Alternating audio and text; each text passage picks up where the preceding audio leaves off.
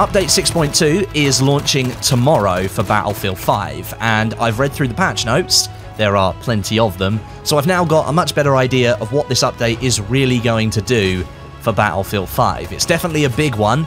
The game is getting lots of things that probably should have had for a while. I mean, one of them is the weapon balance going back to Update 5.0 values, basically. Although it's not quite a revert, it's very, very close. And tank body customization is finally arriving. It's only taken 15 months since they initially announced it. And of course, there are a whole host of other changes and fixes as well. Now, the patch should have launched today on Wednesday, but on the 11th hour of testing and getting things approved, DICE noticed an issue and they had to delay the patch by 24 hours. Which, you know, that's kind of disappointing because we all wanted to play with the new weapon balance, but if it means that the patch going out 24 hours late then means that the patch is bug-free or has less bugs in it, then I think that's better for everybody.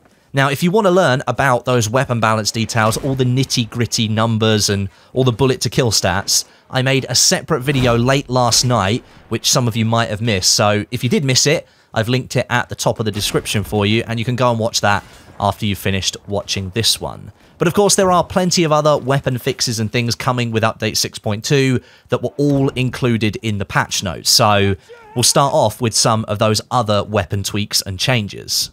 The Panzerfaust and the Bazooka, they have been slightly tweaked in this update. The Bazooka has had a slight damage reduction, especially on poor angle hits on vehicles, and that's to reinforce the fact that it is a long-range sniper weapon for hitting enemy vehicles. The Panzerfaust, that's had a slight damage increase to return it back to the more all-round option as a launcher. The Bazooka has also been tweaked so that it can now one-hit kill enemy planes. That's something the community noticed soon after it launched, and it kind of got people disappointed, and that apparently wasn't intended, so it's been fixed with Update 6.2. The Lunge Mine gadget, which was previously delayed all the way from Chapter 5 into Chapter 6, and still ended up being released where it wasn't working properly, it will now be fixed and working properly in Update 6.2. This update is going to eliminate those annoying moments where you connect the lunge mine with an enemy vehicle and you did little or no damage with it, which was really disappointing. It's also been tweaked so that it can now completely destroy stationary weapons in Update 6.2, which gives you another thing to go charging headfirst at. The anti-tank grenade had some issues with being thrown back after a player had thrown it first. That's been fixed with Update 6.2, so now you should have no problem running up to them on the ground and hitting your interact button, and you can throw them away again. The impact of wind on smoke grenades has been further decreased in 6.2 after a tweak made previously in another patch. This should mean that you do end up covering the area in smoke that you intended to cover, rather than a place that is 20 feet further away from where you threw the grenade. And also, speaking of smoke, some more fixes have been made to ensure that smoke effectively blocks enemy spotted icons. Environmental smoke from destroyed vehicles and other things, and the smoke from barrage call-ins, both of those had some issues that should be resolved in 6.2. And then one really major problem that DICE had already acknowledged needed to be fixed was the reload bug. This was caused when a player activated the healing pouch animation whilst in the middle of reloading their weapon. That would cancel the reload, and then players would have to restart the reload. The animation would then finish this time, but no more ammunition would end up being in the magazine. You were left with the same amount of ammunition you had before, which sometimes was no bullets at all, sometimes it was 10, sometimes it was 5. Things became really annoying and unpredictable, and you thought you had more bullets in your magazine than you actually did. Now, DICE believes they fixed this with Update 6.2, which is good news, but as with all things, not 100% confident that that will have been fixed so quickly after it was introduced into the game. So be on the lookout for it, and if you do spot it, make sure you tell the developers, because I'm not quite convinced that that will be fixed with just one update. We've had reload bugs in Battlefield games for frankly years now, so seeing it in Battlefield 5 is really not a surprise to me. I do hope it's fixed, but I'm not 100% confident that it has been.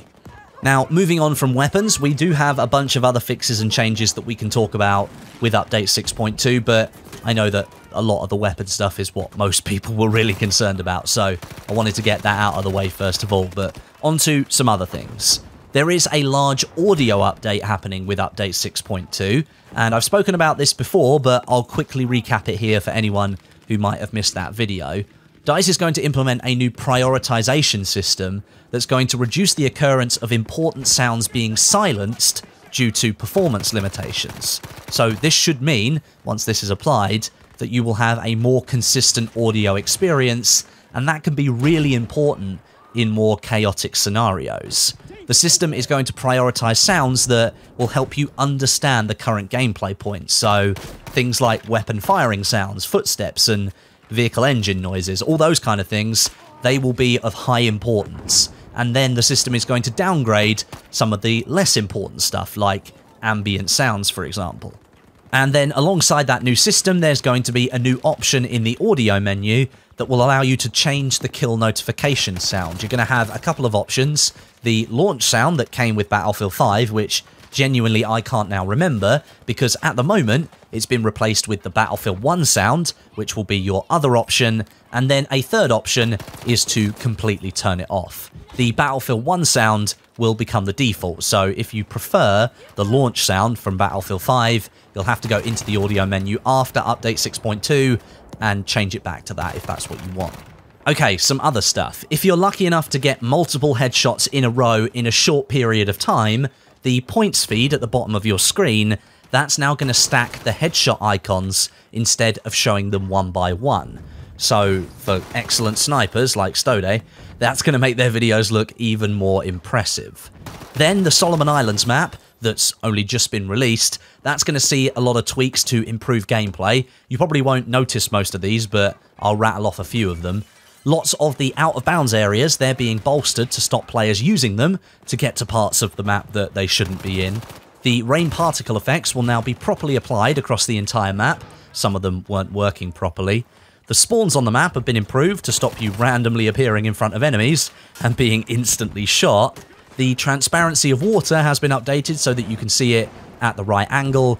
And then the sea flag on Conquest, that is having its capture zone changed a little bit. The hanging from the hips bug, when a soldier died and they would just hang there in the middle of the world, that wasn't quite fixed with one of the previous patches. It was made much rarer, but it didn't quite fix it. DICE has applied some more fixes for that here in update 6.2, and it doesn't say that they've completely fixed it, it just says it should now be even rarer. So maybe DICE is just being cautious there and they're not quite sure if they have fixed it completely, and they're just erring on the side of caution.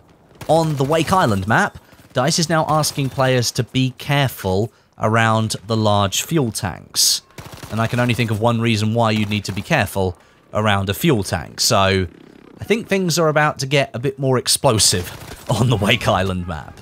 And also for Wake Island, DICE is reducing the maximum number of planes per side to just 2, which is quite a reduction from what is currently available. I think it's 4 at the moment, although I'm not 100% sure on that, but that is to reduce some of the aerial spam that was happening on the map. The entire death flow for Battlefield 5, so that screen that you get when you get shot down on the ground and you can be revived and you can hold on or you can skip back to the spawn screen, that death screen has now been refactored and it's more robust apparently, and it's going to be easier to debug if something goes wrong. And of course, there was a big problem with it. Sometimes you'd get stuck in the death screen, and that's been a problem for quite some time. So DICE has basically rebuilt the system to make it easier to identify problems, and hopefully that has also fixed the problem where you get stuck in the death screen. The handling of the Kettenkrad vehicle, that's been improved to make it more fun to drive. The Sherman Calliope call-in vehicle, that's had its rocket firing position adjusted to be more central to make it more accurate, and the time between rocket barrages has been decreased to better match the Hatchie tank 6-round burst. The airplane third-person bomber sights, they now get less accurate with greater altitude, so you have to align the rings if you want to bomb accurately from greater heights. That's a good change in my opinion, being a mainly infantry soldier. And then lastly, the continuous throwing ammo pouch animation, that's been fixed, so that shouldn't happen anymore. Now, of course, there are more details and changes in the patch notes document, which I will link in the description for you. And as I mentioned at the start of the video, I did produce another video last night with a full breakdown of all of the weapon balance details, so you can check that out if you missed it last night. I did upload it very late, and lots of people said that they didn't see it. So yeah, if you want to go and watch it, then definitely you can do. This patch, I think, is going to be really big for Battlefield 5, and it could well set the game back on course after nearly 3 months of it kind of just drifting around, not really knowing where it's supposed to go.